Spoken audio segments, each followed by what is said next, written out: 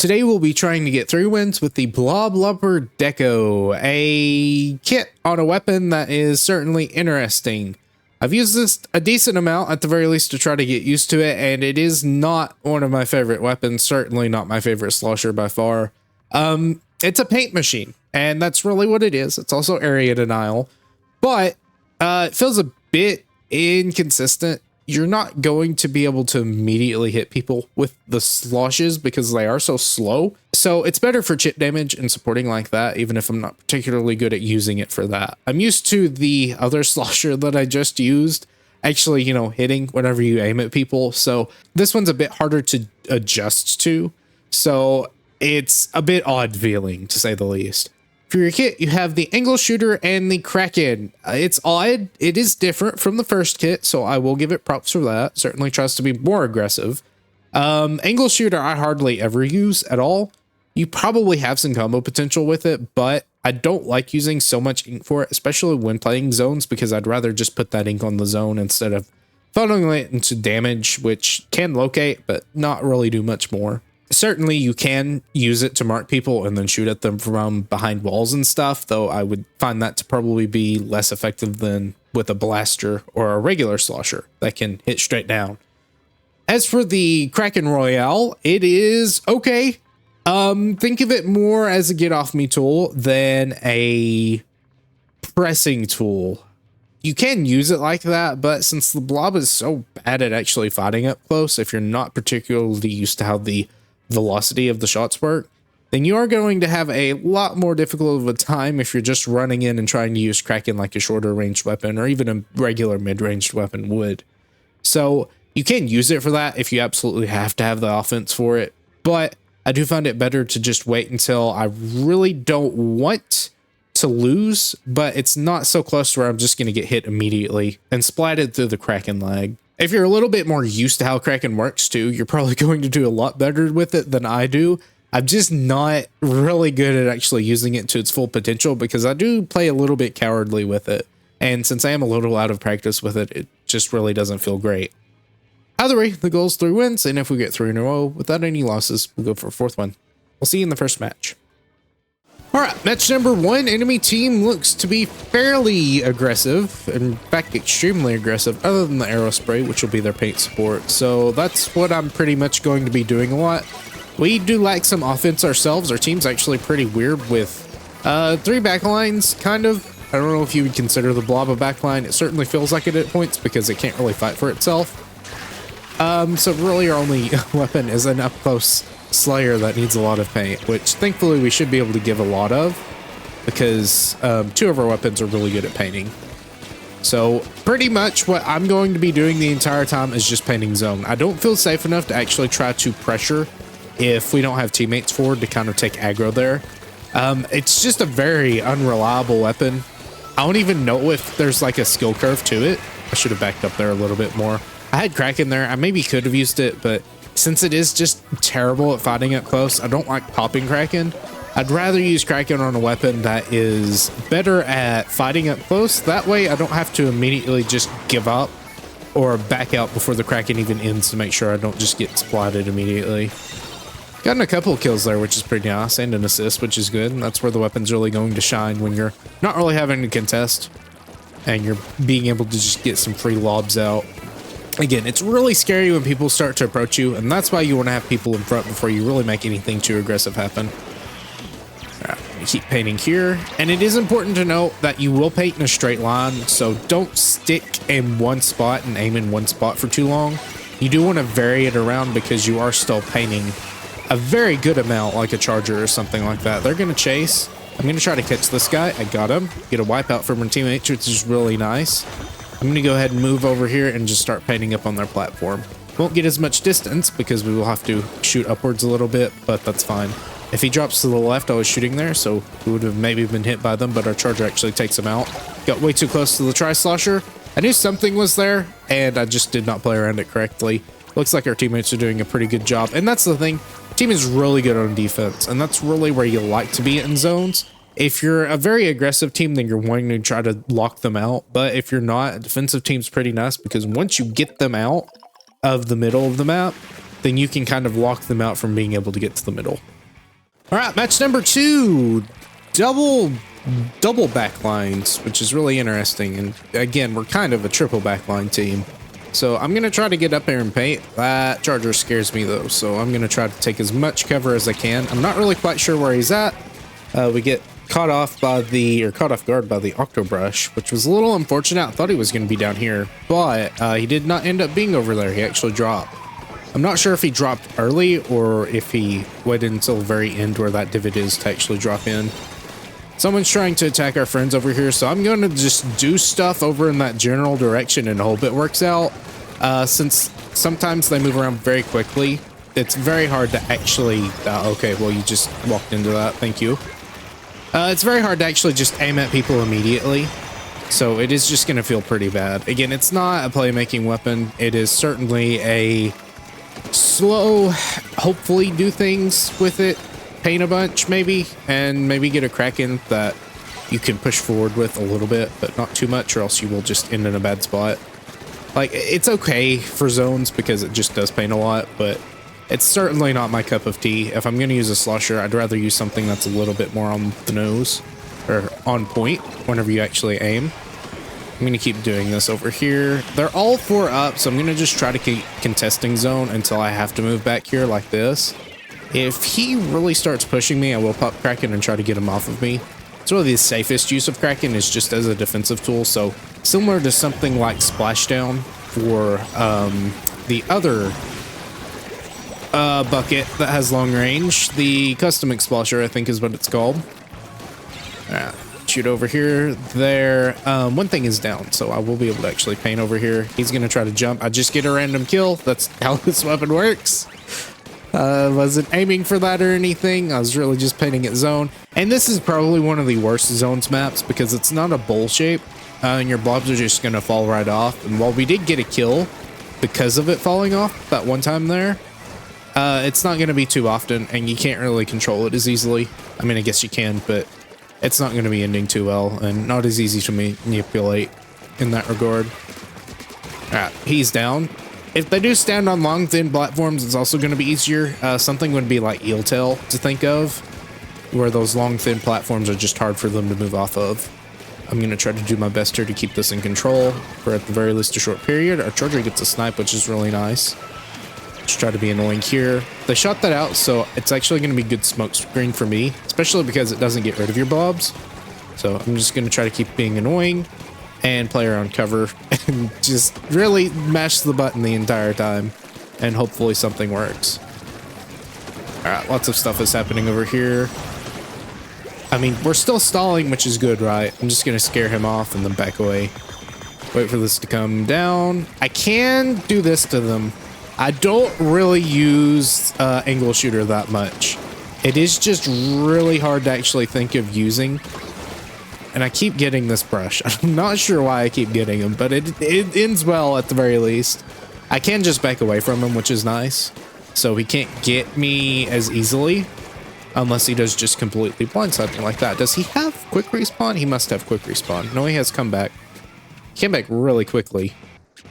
He's got 3 subs, so I guess that's a decent amount. Right, move to the right here, or attempt to at the very least. Not really sure where anyone else is at. Now, this would be where you would want to set up a little bit more, but since they have so much range on their team, I'd rather not just throw myself into the fire, because that's happening on this side. So I'm just going to try to be annoying. E-Leader can't really reach me. He's not really making that much of an effort to either, which is good. I don't mind that at all, because that means I'm going to stay alive a lot longer and be able to just be annoying.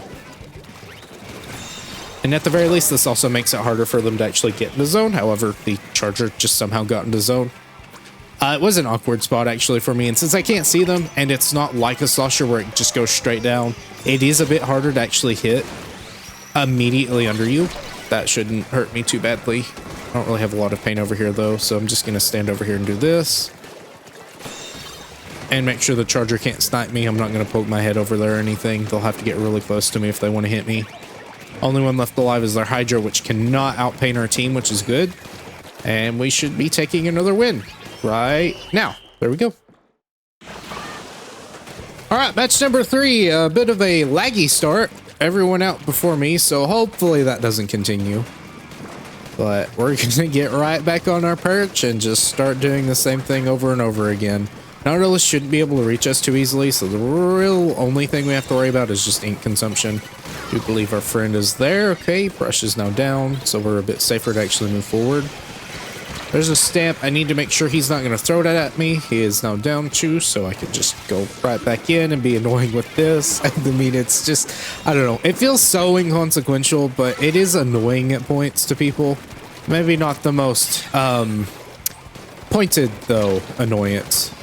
Very good. I don't remember if teammates actually block your shots. I'm pretty sure they do. However, I could be wrong on that. They could be a weird blaster-like thing. Alright, you know what? I'm just gonna do this. Not really sure what's on the enemy team quite. I'm gonna look at them. Just one long-range weapon. Everything else is more mid to short-ranged. So that's good for us. Alright, so we've got our friend over here. The brush guy, he is now up on top. Moving all over the place, so hopefully if we can get... And that's probably one of the worst things having to deal with this weapon is grates. Grates are just absolutely not fun. They are not going to benefit you in any way, shape, or form, because you either get the direct shot from the air or it just falls straight down and you can't really do anything to them. Only bright side is that at the very least they can't stay up there for too long without, you know, losing their own paint and not being able to attack you. I'm very surprised that some of these things are actually just hitting. Like, it just hits sometimes. I'm not particularly aiming specifically at them because you can't really, other than just being in their general direction, which I guess is nice. You can directionally influence the blobs a little bit, and sometimes quite a bit, but the more you spread them out, the less likely you'll get a lethal shot. Hello there.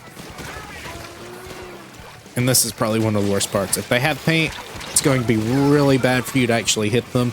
And we didn't even get to damage him through the armor. Only maybe a little bit, but I think he just had that damage before he even popped the Zipcaster there.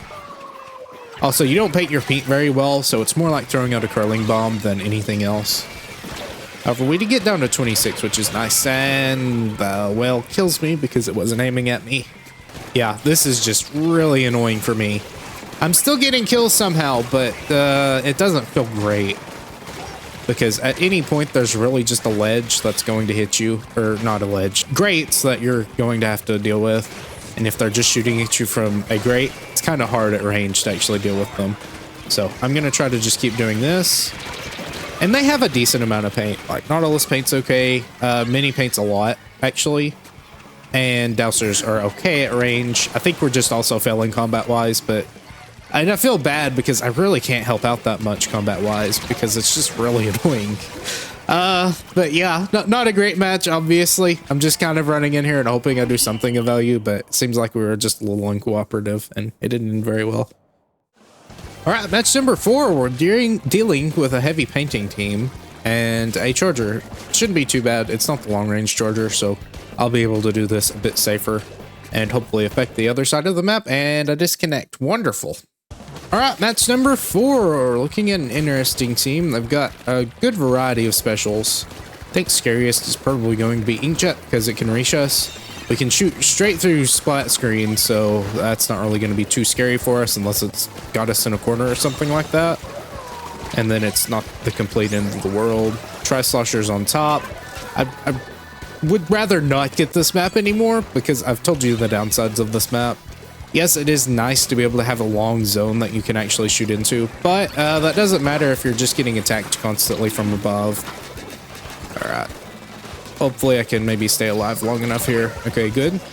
Wellstring just played completely out of his range there. In fact, he was probably just better off attacking from range and not getting up close like that. I know I can't fight as well up close, but there's still the chance that, you know, I get a good shot going off there. Very good. Wellstring's back on the right. So I'm just going to try to do this. Maybe our teammate will be aggressive. If not, that's fine. We're keeping him back at the very least. And the pressure is just really nice to have from our teammates. Let's not die to that. A stray curling bomb flying out. Take up the try, which is really good. Getting really good momentum here, which is nice. I still hear stuff, so that's why I'm not going to completely just press forward. They're probably really going to go after zone here, so I'm going to just try to do my absolute best to keep some paint on there. and cover up anything they're trying to throw out. They're in jet, so they can't paint as much as they would probably like. I'm going to go ahead and pop this here so I stay alive. And paint a little bit. Probably would be better to just go after them. Yeah, probably would have been better just, you know, full commit to it. At the very least, if I die afterwards, it would have been nice to take a trade instead. But it's fine. We have a decent lead. Have a certainly large penalty at the very least. So we'll try to get back in and maybe chew through that. Well, we are naturally just kind of taking zone, which is nice. They might not be the most paint-heavy team, at the very least focus-wise, because they do have decent paint. Certainly the, what's it called, the heavy edit, and then the well string are putting out some good paint. So it's probably that they're just more focusing on combat. A try being up there really is just annoying, because I can't immediately just shoot at him. Alright, just try to stall this as much as possible. So ideally I can shoot straight down, but if I do have to go over something, I'll have to shoot over it, which would be something that would actually slow the shots down and make them go less far. And also make them not as immediately available to actually hit whoever's in front of me. Okay, so he did press there. Again, as long as he doesn't press while he's like that, we're fine. But it's really just a gamble. Whether or not he walks forward and walks off of that, or if he tries to stay off to the side painting. That time he actually did. But the other times before, he was just kind of staying on the grate, which is more advantageous for him, because as soon as he drops and we do have paint on our side of the map, then it is bad for him. This guy's just doing my job. He's standing there and shooting at me, and I don't like that. I'm going to try to press him backwards. Maybe be annoying this way. This is a bit of a better angle, maybe, while we are in control, but I do need to start painting once more. Alright, so we've got this happening, so I'm going to just try to be aggressive. Alright, good enough. I'm going to back up, stay down here, try to get some space in front of me, that way they can't just rush me. I don't think there's anyone on our platform. I heard noises. I think it was just from our teammates though, so don't have to worry too much about that. Back up once more. There's the tribe back up on that platform, so I'm just gonna stand back, make sure he can't rush me. They are getting a lot of paint out, and I'm just out of ink, so we should be good. He jumped into that, which I'm fine with. We have plenty of defense here, at the very least penalty-wise, so we can take a little bit longer to get in, just as long as we are stalling zone as much as possible without, you know, just completely crumbling to the enemy's offense. All right, there we go, back in control.